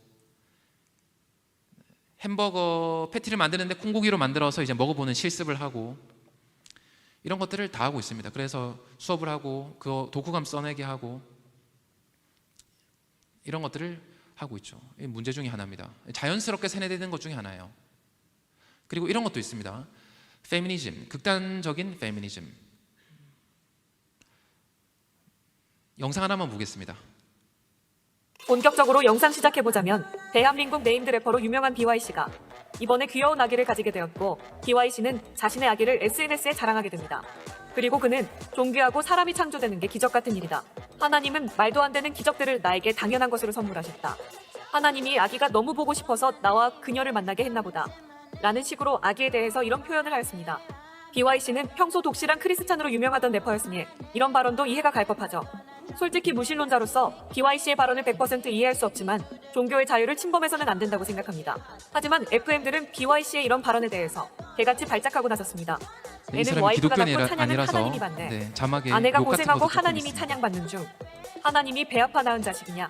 라는 식으로 여자에 대한 언급이 없다고 개같이 BYC를 욕하는 중이고, 실제로 여성시대에서는 댓글 565개를 달아대며 BYC와 기독교에 대해서 악플을 쏟아내고 있습니다. 기독교는 참 생각 방식이 특이하네. 느그 하나님이 10달 배 아파서 낳은 거면 인정한다. 여자가 기적을 만든 거다. 라는 식으로 기독교를 깎아내리면서 BYC를 욕하고 있죠. 그리고 그녀들은 성경을 여혐소설이라고 표현하며 불태우기도 하고, 기독교 성경은 볼 때마다 여혐 가득한 잡귀신 여호와의 일기인 듯 이라는 식으로 기독교를 대놓고 비하하는 여성들의 발언의 추천수가 344개이고, 개독은 진짜 인류의 악이다 크크 라는 비하 발언을 숨도 쉬지 않으면서 내뱉고 있죠. 솔직하게 저 역시 BYC의 저런 발언이 완벽히 이해가지 않습니다. 하지만 한 가지 확실한 건 대한민국 현존 최강의 화력은 바로 기독교이고, 대놓고 기독교를 건드리는 FM을 보고 있자니 쟤들은 간도 크다는 생각이 드네요. 네, 뭔가 영상이 재밌습니다. 그런데 이게 저 사람들은 굉장히 극단적인 일부의 사람인데 저런 사례를 왜? 라고 생각할지 모르겠지만, 페미니즘에 여러분들이 만약에 공부를 한다고 하시면 그 가치관의 기저에 사실 일맥상통하게 깔려 있는 내용입니다. 정말로 심각하게 극단적인 페미니즘 쪽을 이제 믿으면서 과연 성경을 동시에 믿을 수 있는가? 정말 쉽지 않습니다. 내가 성경 위에 페미니즘을 놓으면 가능할 수도 있어요. 그런데 내가 성경을 정말로 나의 하나님께서 주신 믿음이고 그걸 내가 믿고 살아가겠다고 하면 그러면 상당히 어렵습니다. 그런데 어쨌거나 이런 것들이 매력적이죠. 마르크스주의가 이제 어떻게 왔냐면 결국 이렇게 가는 거예요. 피해자가 있고 가해자가 있다. 누군가가 나를 억압한다라고 해서 피의식을 만들어주는 거예요. 자, 너는 사회로부터 입은 피해자야. 너는 자본가로부터 너는 착취당하고 있어.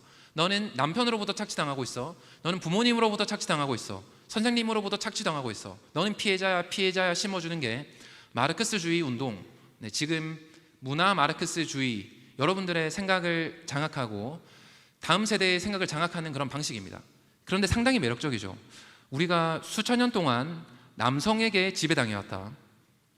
피해자였다. 하지만 이제는 적어도 앞으로 우리가 몇백 년은 이제 그러면 뒤집어야지.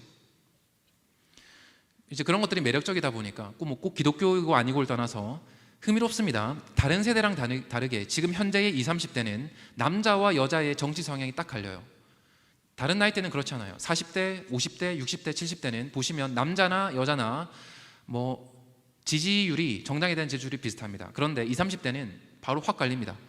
여성은 이런 페미니즘 운동을 밀고 나가고 나는 페미니스트 대통령이다라고 했던 문재인 대통령이 있었습니다. 이제 그런 것들, 그리고 여성 단체들이 이제 그쪽에서 많이 보조금을 타내가고 있고, 그런 교육, 막 성교육 이런 것들 다 의무적으로 다 가르치고 있습니다. 전국에서.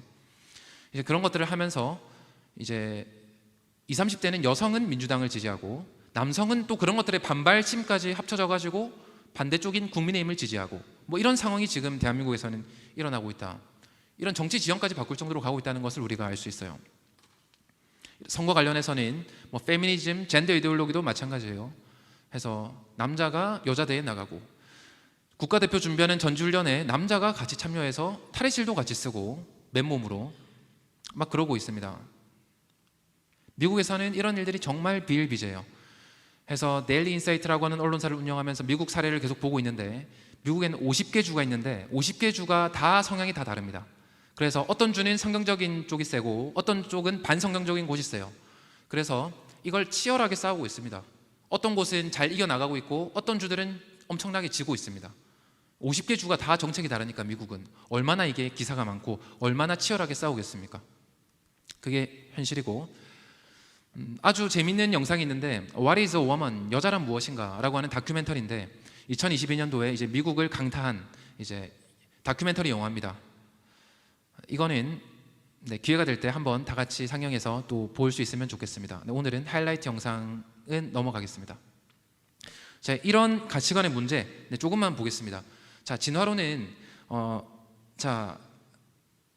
우리 한다련 캠프에서 세 가지 큰 문제가 있다고 했습니다. 하나씩 세 가지 큰 문제, 진화론의 핵심적인 문제. 맞추는 분에게 하나씩 선물을 드리겠습니다. 손 들고 세 개 중에 하나만 맞추면 됩니다. 이름이 진화론인데 대진화의 증거가 없다. 오셔서 받아가시기 바랍니다. 그 다음,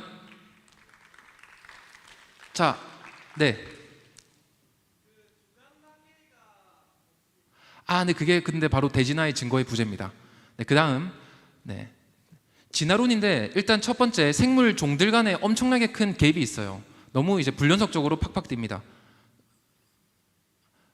자, 나머지 두 개가 있어요. 진화론 누구도 반박할 수 없는.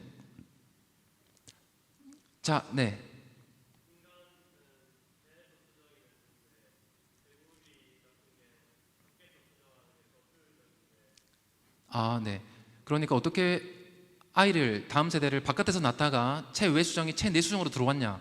그런데 이것도 크게는 대진화의 증거 부재로 들어갑니다. 자, 또 나머지 두 개가 있습니다. 자,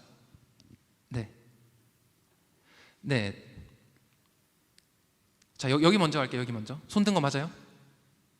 머리 건질었다. 맞죠? 자,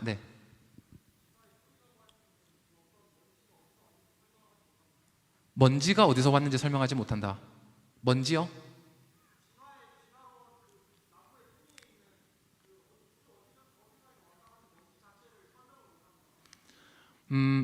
맞습니다.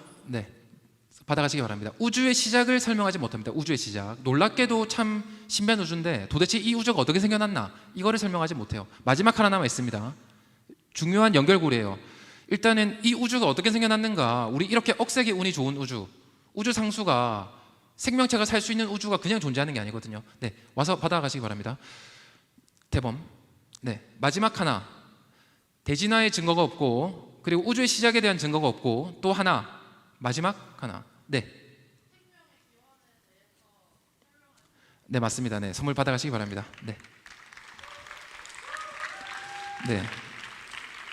자, 그래서 이제 하나는 대진화의 증거가 없다는 거고요.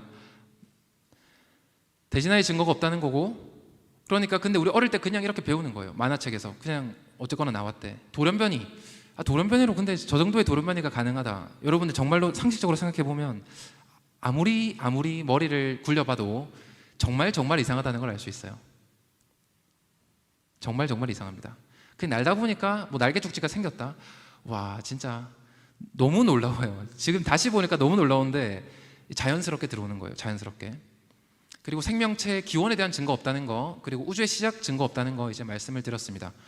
환경주의에 대해서는 이것만 해도 또 1시간, 2시간 강의가 될 수 있지만 한 두 가지 말이 안 되는 사례를 말씀드리면 1970년대, 80년대에 해수면 상승 때문에 막 뉴욕, 뭐 부산, 뭐 이런 곳 다 잠길 거라고 했어요. 2009년까지. 2009년까지면 고속도로가 물에 다 잠길 거다. 뭐 이런 거 시뮬레이션 돌리고, 와, 과학자가 무슨 뭐 시뮬레이션까지 돌려가지고 뉴욕이 막 물에 잠긴다고 하니까 엄청나게 믿음직스럽죠. 놀랍고 무섭고 했는데 난리가 났는데, 미국의 뉴욕에 있는 자유여신상 100년 후에 100년 전과 뭐 조수간만의 차 조금 고려한다고 하더라도 뭐 차이가 없습니다. 몇 인치 이 정도 늘어났습니다. 이 정도. 북극곰 늘어나고 있고요. 북극곰 수영도 할 줄 알고 그렇습니다. 그리고 이제 이산화탄소 배출해서 뭐 지구가 뜨거워진다. 그런데 이산화탄소 배출이 늘기 전부터 지구의 기온이 상승하고 있다는 것은 그럼 이제 어떻게 설명해야 될까? 앞뒤가 왜 안 맞지?에 대한 이제 이런 합리적인 의문들이 있는 거예요. 그래서 트럼프 대통령이 2016년 당선됐을 때 파리 기후 협약을 탈퇴하고 했던 것들이 있습니다. 미국의 국익을 위한 것도 있지만 파리 기후 협약이라던가 어떤 내용들이 이 기후 어떤 종말주의로 이끌어가는 어떤 흐름들이 그냥 과학적 사실과 맞지 않는 면도 있습니다. 그래서 미국인들의 40-50%가 그런 것들에 반대하는 데에는 현재 최강대국인 미국의 국민들이 멍청해서 그런 것도 있을 수도 있지만 우리들이 약간 잘못 알고 있는 게 있을 수도 있다는 거, 이제 그런 것들도 생각해 볼 만합니다. 그러니까 중세 시대에는 분명히 그린란드의 바이킹족이 지금은 얼음에 다 덮여 있지만 이제 그린란드에 정착한 시대가 중세에 있었습니다. 그 증거가 다 남아 있고, 그랬다가 추웠다가 다시 따뜻해지는데 이게 다 지금은 그린란드 여전히 다 얼음으로 뒤덮여 있습니다. 그런데 지금 지구가 망한다, 지구가 생명이 20년 남았다, 20년 후에 지구가 멸망한다 라고 주장을 하면 믿어줄 수도 있는데, 이게 뭐 조금 안 믿는 사람들도 있을 수 있겠죠. 있을 겁니다. 그런데 이제 그런 얘기를 하면 뭐 무슨 극단적인 음모론을 믿고 있네, 뭐 이렇게 가는 게 지금 현실입니다. 이제 일론 머스크가 트위터 X를 인수한 데에는 뭔가 다양한 이유가 있는 겁니다. 그래서 이게 이제 그 베리타스 프로젝트라고 하는 곳이 CNN이라고 하는 언론사, 미국의 대표적인 이제 반기독교적 언론사입니다. 여기가 이제 트럼프가 당선되니까 앵커가 울어버렸어요. 2016년도에. 놀랍죠? 어떻게 공영방송이라고 하는 곳이 대통령 후보가 한 사람이 당선됐다고 패널이 울어버리냐 하고 심각하죠. 그런데 이제 여기서 마찬가지로 몰래 친한 척해서 들어가서 수년 동안 이제 잠복해서 이제 찍은 거를 공개를 했어요, 영상. 거길 보면 이것도 마찬가지로 김민아 대표님 빌더 코리아에서 이걸 처음으로 한국에 번역해서 소개해 줬습니다. 다음 타겟은 기후변화에 대한 인식을 바꾸는 거다. 그러니까 이 몰래 잠입한 사람이 이제 순수하게 물어보는 척을 하는 겁니다. 자, 그러면 기후에 대해서 우리가 두려움을 조성하시라는 말씀인가요? 라고 하니까 맞습니다. 여기서 아주 유명한 단어가 나와요. Fear sells라는 거예요. 두려움은 돈이 됩니다. 사람들에게 마음을 사면, 두려움을 딱 주입만 해주면 그게 이제 돈이 됩니다. 사람들이 믿어주잖아요. 어떤 면에서 사람들의 믿음을 사면, 마음을 사면 돈이 됩니다. 이 말을 하고요. 팬데믹, 뭐 코로나19 이런 거는 뭐 2년 지나면 다 끝날 거다. 그런데 기후변화라고 하는 거는 우리가 계속 울고 먹을 수 있다. 따뜻해지면 따뜻해졌다고 난리치고, 추워지면 추워졌다고 난리치고, 기후는 항상 변화하는 거잖아요. 허리케인이 오면 허리케인 왔다고 하고, 저는 저희 이 동네에 있으면서 아직도 태풍 매미가 기억나요. 그때가 장난 아니었습니다. 그런데 뭐 그것보다 훨씬 약한 태풍이지만 태풍 오면 기후변화 때문에 이번에 태풍이 왔습니다. 2023년도 만다린, 또 뭐 있었죠 최근에. 이렇게 하면 사람들은 그냥 그렇게 믿는 거예요. 분명히 20년 전에 100년 전에 훨씬 더 심각한 자연재해가 많았음에도 불구하고 계속 기후변화 때문에 이렇습니다. 빙하, 북극 쪽에 있는 빙하는 북반구에 있기 때문에 여름에는 빙하가 녹아요. 그걸 이제 틀어주면 사람들은 뭐 당연히 매년마다 여름에 빙하는 녹습니다. 그런데 틀어주면 와, 큰일 난다 이러다가 해수면 상승하는 거 아닌가라고 사람들이 지레짐작하고 그렇게 믿게 되는 겁니다. 그래서 이제 미국의 기독교 청년들 뭐 이런 친구들은 이런 것들을 노트북에 붙여 다니는 걸 이제 많이 볼 수 있습니다. 이런 굿즈가 있어요. 뭐냐면 공포는 팔립니다. 당신이 속아줄 때까지. Fear sells until you stop buying it이라고 해서 당신이 믿어줄 때까지는 팔리는 거예요. 그래서 기독교인은 어떤 입장을 가져야 되냐? 하나님을 경외하는 게 하나님을 두려워한다는 것과 똑같은 말입니다. 영어로는 fear God이라고 되어 있어요. 그런데 하나님의 말씀 외에는 과연 우리가 두려워할 게 있을까? 라는 생각을 우리가 정말 진지하게 해봐야 됩니다. 하나님의 말씀을 두려워하는 게 아니라 뭐 어떤 과학자들의 주장에 따라서 지구가 20년 후에 망한데 지구가 망하는 걸 더 두려워합니다. 과연 나는 어디에 마음을 뺏기고 있는가에 대해서 한국 교회 다음 세대 마음을 우리가 지키는 그런 이제 필요가 있습니다. 오바마 정부에서 이런 기후 정책을 강력하게 밀어붙였던 스티브 쿠닌도 은퇴하고 나서는 토론을 해보니까 내가 틀렸다는 걸 인정을 하게 된 거예요. 그래서 지구를 구한다는 거짓말, 과학자들 사이에서 전혀 합의된 내용이 아니다라는 그런 책을 써서 최근에 출간하기도 했습니다. 우리나라 국립환경과학원 원장이었던 박석순 교수님, 이분도 2018년이 돼서야 문제가 있다는 걸 알게 됐다고 하면서 이런 내용들을 한국에는 왜 이렇게 안 알려졌을까? 한국은 전부 다 기후 종말론만 믿고 있다. 모든 과학자, 모든 대중들, 좌파언론, 우파언론 전부 다 기후 종말론만 믿고 있으니까 한국만 이러다가 전 세계에서 외톨이가 되겠다라고 하면서 이런 책들을 번역하고 한국에 소개하고 있습니다. 자, 이제 마지막입니다. 자, 그러면 이런 진화론, 환경 종말주의 이런 것들이 오는데 우리는 어떻게 이제 페미니즘 이런 것들에 대해서 어떻게 교육을 해야 될까입니다. 먼저 우리가 연애, 결혼에 대해서는 핵심적으로 이런 것들은 우리가 가져가야 되겠다. 우리들 교회 김양재 목사님이 가정사역 많이 하시는데 이혼을 또 맡고 하는 사역 많이 하십니다. 수도권에서. 여기서 보면 이제 아주 핵심적인 내용을 딱 말씀하고 계세요. 우리가 결혼하는 거, 가정 이루려는 거, 이거 너 행복하기 위해서 하는 거 아니다.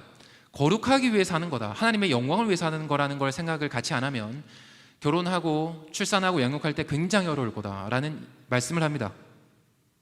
이 마음을 정말 마음에 새겼으면 좋겠습니다. 그리고 할 수만 있다면 믿는 사람과 결혼을 하라. 이미 결혼한 경우 바울이 말한 것처럼 어쩔 수 없어요. 하지만 가능하면 믿는 결혼을 하라고 하는 거 우리가 이제 받을 만합니다. 그리고 마르크스주의자나 문화 막시즘들이 하는 주장과는 다르게 남편과 아내와 자녀와 부모는 싸우는 관계가 아니라 우리가 하나의 가정으로 화합하는 관계다. 남편은 아내를 사랑하고 아내는 남편에게 복종하고 부모는 자녀를 훈계하고 또 자녀는 부모를 공경하는 이런 서로가 서로를 세워주는 그런 가정이라는 거를 기억해야 되지 서로 싸우라고 하는 그런 게 아니다라는 거를 우리가 꼭 명심을 해야 됩니다. 각자 맡게 되는 역할이 있을 수 있고요. 이제 가정에 따라서 어머니가 돈을 벌어오고 하는 경우가 있을 수도 있어요. 네, 무조건 남자가 돈을 벌어야지 뭐 이런 얘기를 하는 게 전혀 아닙니다. 그런데 남편과 아내와 또 부모와 자녀 사이에는 화합하는 그런 관계가 있다는 성경적인 원리가 있다는 겁니다. 자, 미국에서도 이제 젊을 때 가능하면 우리가 결혼을 하자, 결혼 연령이 늦어진다 이런 이야기를 뭐 하고 있어요. 네, 참고하면 좋겠습니다. 이런 사례를 보니까 경북대에서는 정승호 간사라고 이제 CCC 경북대를 맡고 있는 분이 있습니다. 이분은 경북대 CCC를 맡으면서 최근에 60명이던 학생들이 220명으로 6년 동안 부흥했어요. 대단합니다. 어떻게 지금 2010년 넘어가지고 이렇게 대학 선교단체를 부흥시킬 수 있을까? 한데 이제 이분을 보니까 하나가 졸업하고 취업 후 1년 이내에 모두 결혼하라고 이제 계속 거의 세뇌시킨다고 합니다. 그러니까 실제로 청년들이 거기 익숙하니까 그렇게 한다고 해요. 그래서 졸업하고 간 학생들이 줄에 서달라고 1년 만에 찾아오는 학생들이 엄청 많다고 합니다. 그리고 부산 동상제일교회에서는 교인들의 평균 출산율이 3.6명이에요. 여기도 이제 거의 세뇌를 시키시는 것 같아요. 세뇌를 들어보니까. 그래서 30세 이전에 결혼하고 교제를 했으면 뭐 몇 년 교제 왜 하냐. 그렇게 할 거면 일단 헤어져라 차라리. 3개월 그러니까 대략 100일 전에 결혼을 할 건가 말 건가, 이 사람이랑 사귈 건가 안 사귈 건가 결정을 하고 이 사람이랑 결혼을 준비할 거면 사귀고 아니면 일단 차라리 헤어져라. 그런데 모르겠습니다. 약간 맞는 것 같기도 해요. 제가 뭐 무조건 이게 맞다라고 말은 못하겠지만 그렇습니다. 그리고 이제 결혼식은 교회에서 간소하게 하도록 지도를 하고, 결혼 비용도 교회에서 상당히 후원해주고, 가제도구도 성도들이 나눠서 만들어주고, 그리고 셋째부터는 교회에서 운영하는 대안학교 무료입니다. 넷째부터는 그 가정이 있는 부산에 있는 무슨 집이 있을 거잖아요. 그 집의 전세 주택 이자를 교회가 대신 내줘요. 이거는 좀 부담스럽긴 한데, 생각해 보면 다른 교회가 부담스러워할 것 같긴 한데, 이렇게 하고 있습니다. 근데 어쨌거나 놀랍게도 이 교회는 부산 영도에 있음에도 불구하고 다음 세대가 더 많아요. 어른들보다. 아이들이 바글바글합니다. 평균 출산율이, 교인들의 평균 출산율이 3.6명. 그리고 이제 제가 사실 이걸 이제 칼럼을 냈던 거예요. 세계로 교회는 이제 교역자 출산율 평균 2.7명이고요. 우리 출산을 하면 대예배 시간에 축복 기도하고 격려하고 선물도 주고 몇 명까지 낳을 거냐 이런 거 물어보는, 이런 식으로 비슷합니다. 약간 이제 세뇌를 하고 있는 것 같습니다. 또 청년들 결혼을 지원하고 독서 모임, 말씀 선포, 믿음의 결단, 그런 출산과 결혼을 강조하는 그런 교육을 하고 또 앞으로도 이제 더 하려고 하고 있는 것으로 알고 있습니다. 이런 교회들이 많아져야 될 것 같습니다. 그리고 아까 전에 했던 그 기독교 세계관의 부활이라고 하는 책이 미국 얘기만 하는 건 아니에요. 한 챕터는 조지아 얘기, 한 챕터는 헝가리 얘기, 이런 얘기를 쭉쭉 하는데, 예를 들어서 유럽의 조지아라고 하는 나라는 보니까 이 나라가 당시에 동유럽 국가들 중에서 출산율이 가장 낮은 거예요. 2000년대 안팎으로. 그게 몇 명이냐면 한 1.6명 이렇게 됩니다. 1.6명 되다가 심각하다고 느꼈어요. 당시에. 우리나라는 지금 0.7명인데 그러다 보니까 조지아 종교에서도, 여기는 그런데 정교회가 국가의 국교처럼 돼 있습니다. 국민들의 90% 이상이 이 정교회를 믿어요. 그래서 그 정교회의 대장인 총대주교가 셋째부터는 내가 직접 세례를 주겠다 이렇게 했습니다. 그러니까 이제 진짜 자녀 2명 있던 분들도 그렇고 우리 셋째까지 낳아야 되니까 막 낳는 거예요. 그래서 바로 그 다음 해부터 출산율이 동유럽에서 1등이 돼버렸습니다. 잘 모르겠어요. 어쨌거나 충격적인 통계입니다. 그래서 바로 이제 2.2명을 넘어섰습니다. 1년 만에. 이런 정책을 하는 곳도 있고요. 이제 교회에서. 또 헝가리 같은 경우는 헝가리의 총리, 우리나라 언론사는 이제 이 총리를 극우라고 말을 해요. 그런데 이 헝가리 총리는 뭐라고 하냐면 지금 아프리카나 이슬람에서 넘어오는 난민을 계속 받아주라고 강요를 하는데 우리는 이민이 아니라 헝가리인의 아이들이 필요하다라고 이제 말을 하고 있습니다. 그리고 자녀 수가 늘어나면 늘어날수록 그 가정에 소득세를 면제해줘요. 소득세를 예를 들어서 20%를 낸다. 그러면 그 소득세를 자녀 수에 따라서 면제를 해주는지 언제까지 면제해주냐? 죽을 때까지 면제해줍니다. 그래서 자녀가 4명 넘어가면 소득세가 없어요. 신혼부부에게도 대출금 이런 것들을 지원을 해주고 뭐 이렇게 하는 나라들이 있습니다. 다음 세대 이제 교육을 보면 결국은요, 기독교인들이 천주교, 예전에 종교개혁 전에는 교회 안에만 똘똘 갇혀 있었습니다. 그런데 막스 베버가 말한 것처럼 종교개혁이 있고 그 이후에 그렇지 않게 됐습니다. 기독교인들이 일상의 시장 바닥에 뚜벅뚜벅 걸어 들어와서 수도원의 문을 힘껏 닫고 일상적인 삶의 미세한 부분까지 특유의 질서 정연함으로 무장한 채 침투하기 시작합니다. 그렇게 하면서 영적인 부흥이 일어나게 됐습니다. 그래서 칼빈은 제네바를 성시화시켰다. 교회뿐만 아니라 그 사회의 문화, 정치, 사회 관습들까지 완전히 변혁시켰다라고 했고, 그게 결국은 우리나라까지 왔습니다. 남녀차별 철폐하고 신문질서 타파하고 술, 담배 만연하던 거 개선을 한 거죠. 그리고 선교사님들이 피로 헌신하고 순교를 하셔가지고 이렇게 양화진을 가면, 이번에 견미단 함께 가시는 분들은 이제 6월 말에 또 투어가 예정되어 있습니다. 여기 무덤에 30%가 태어나지 못한 어린이들입니다. 그래서 사랑하는 엘리자베스야, 풍토병이 안 맞으니까, 그리고 우리나라는 당시 의료 시스템이 많이 부족하니까 자기 나라였으면 떵떵거리면서 살 수 있었을 목사님이나 의사, 의학 박사 이런 선교사님들이 여기 오셔서 자녀들의 목숨까지 헌신하면서 이렇게 복음을 전한 결과가 지금 대한민국입니다. 그리고 그때 바로 이승만 대통령이 한성 감옥에서 복음을 받고 하와이에서 독립운동을 시작하는데, 여러분들 지금 하와이 섬을 지도로 찾아보세요. 이게 어떻게 8개 섬으로 보이냐? 8개 섬으로 안 보입니다. 도대체 큰 섬은 4개 정도 있어요. 그런데 이승만 대통령은 당시에 하와이 도착해서 이렇게 본 거예요.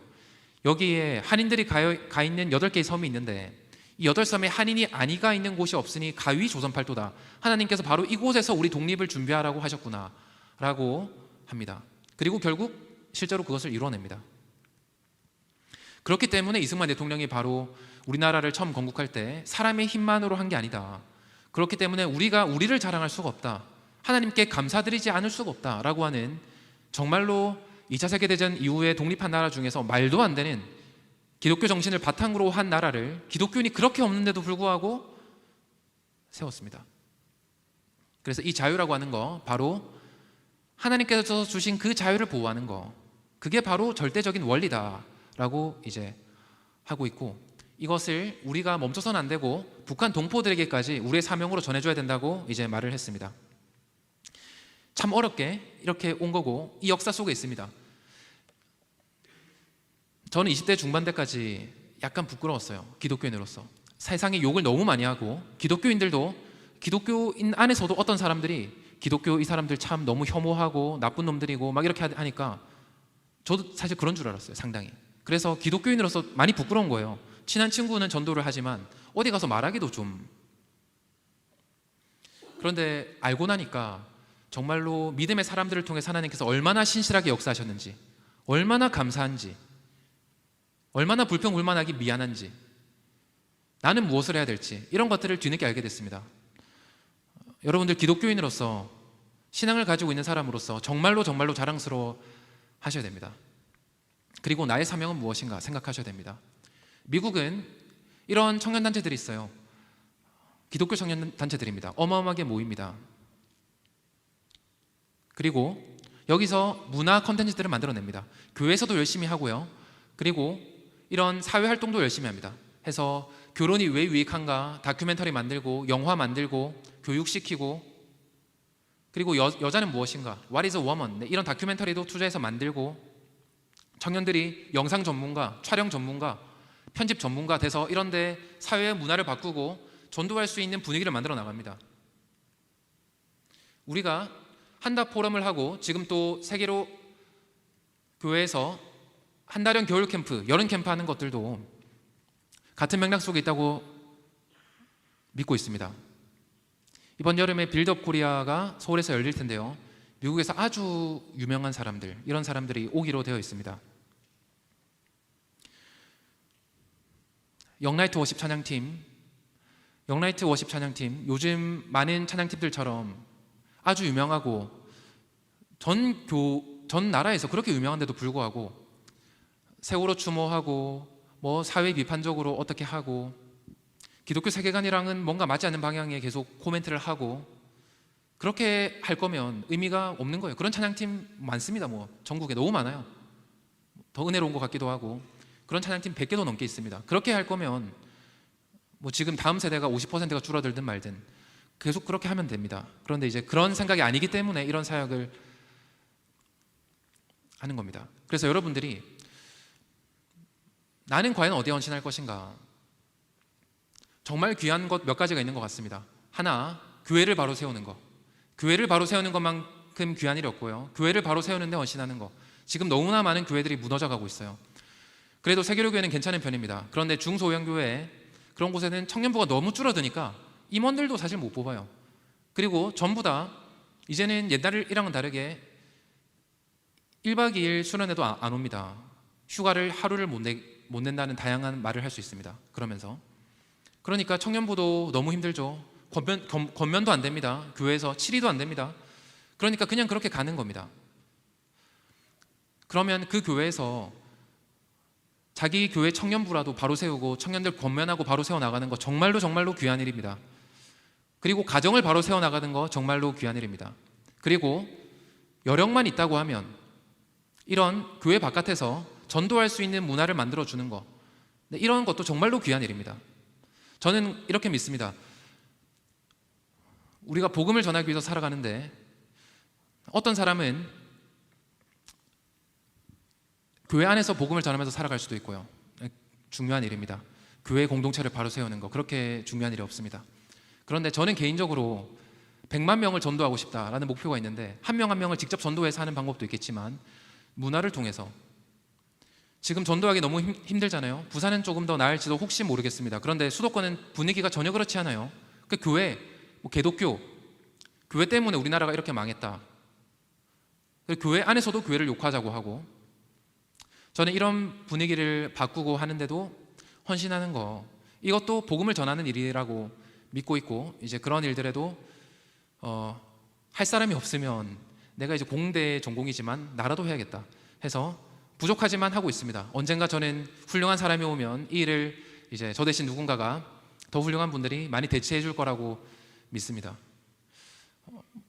시민단체를 설립하고 바른 청년연합 활동 이런 것들을 하다 보니까 그런 이제 교회 안에서도 오해를 받게 되는 경우가 간혹 있어요. 이름이 대표잖아요. 근데 시민단체는 한 명만 있어도 그 사람을 대표라고 합니다. 아무것도 아니에요. 그렇죠. 대표라고 하는 거는. 네. 돈이 있는 것도 아니고 사람도 있는 것도 아니고 그냥 대표라고 합니다. 한 명만 있으면. 그래서 이제 어떤 경우에는 뭐 대단한 건가 생각할 수도 있겠지만 전혀 그렇지 않아요. 그런데 시민단체를 만든 이상 뭐 한 명 있어도 대표라고 하기 때문에 그런 호칭이 붙기도 합니다. 그런데 사실은 굉장히 쉽지 않은 일이에요. 이런 것들이. 그리고 어떤 사람들의 헌신이 굉장히 많이 필요합니다. 그리고 여력만 있으면 교회도 바로 세워나가고, 특히 대형교회일수록 교회에 그래도 헌신할 사람들이 있다고 하면 대신 맡아서 전도할 수 있는 분위기를 만드는 그런 환경을 만들어 나가는 일종의 복음을 전하는 이제 그런 일들을 해야 되는 것 같습니다. 이번 여름에 세계로 한다련 여름 캠프가 있습니다. 이것을 위해서도 기도해 주시고 또 한국교회 다음 세대를 위해서 기도해 주시면 감사하겠습니다. 자, 네. 마지막 성경 말씀이 있습니다. 성경 말씀 읽고 마무리하도록 하겠습니다. 절이 조금 많습니다. 다 같이 읽겠습니다. 시작. 그때 여호와께서 나에게 말씀하셨다. 나는 여호와이며 온 인류의 하나님이다. 나에게 어려워서 못할 일이 있겠느냐? 그러므로 나 여호와가 말한다. 나는 이 성을 바빌로니아의 느부갓네살 왕과 그 군대에게 넘겨줄 것이며 그는 이 성을 점령할 것이다. 그들은 이 성에 불을 놓아 성을 태울 것이며 또 지붕 위에서 바알에게 분향하고 다른 신들에게 수를 따라 제사를 지내므로 나의 분노를 일으킨 모든 집들도 함께 태워버릴 것이다. 이스라엘과 유다 백성들은 처음부터 내 앞에서 악을 행하여 그들의 악한 행위로 계속 나를 노하게 하였다. 그들은 이 성이 건설된 때부터 지금까지 나의 분노만 일으켰으므로 내가 이 성을 없애버리기로 작정하였다. 이스라엘과 유다 백성이 온갖 악을 행하여 나의 분노를 일으켰으니 왕들과 신하들과 제사장들과 예언자들과 유다와 예루살렘의 모든 백성들이 다 마찬가지였다.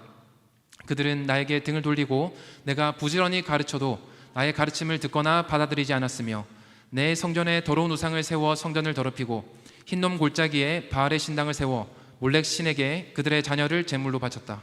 그들이 이런 끔찍한 일을 행하여 유다를 죄 가운데 빠지게 한 것은 내가 명령한 것도 아니며 내가 생각한 일도 아니다. 아멘. 이게 바빌로니아의 예루살렘이 망할 때 이제의 말씀입니다. 그런데 여기서 끝이 아니에요, 여러분. 네, 이 성경 구절입니다. 바로 이어서 나오는 성경 구절입니다. 여기까지 읽겠습니다. 다시 전체 다 함께 읽겠습니다. 시작. 너희는 이 성이 전쟁과 기근과 질병 때문에 바빌로니아 왕의 손에 넘어갈 것이라고 말하고 있다. 그러나 이스라엘의 하나님 나 여호와는 말한다.